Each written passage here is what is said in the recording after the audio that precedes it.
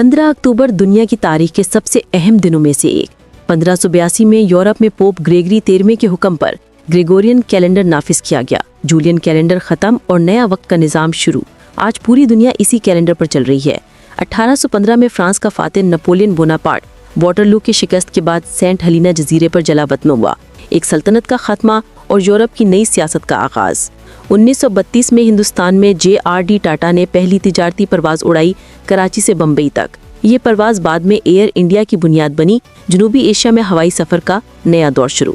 1959 में अंटार्कटिका मुआहदा तय पाया। दुनिया के 12 मुमालिक ने फैसला किया कि ये बर-ए-आज़म सिर्फ साइंसी तहकीक के लिए इस्तेमाल होगा, किसी मुल्क की मलकियत नहीं। 2003 में चीन ने शैनज़ू 5 के जरिए अपना पहला इंसान खला में भेजा। चीन, अमेरिका और रूस के बाद तीसरा मुल्क बन गया। खलाई दौड़ में एक नया ताकतवर खिलाड़ी। 2017 में एक ट्वीट ने दुनिया बदल दी।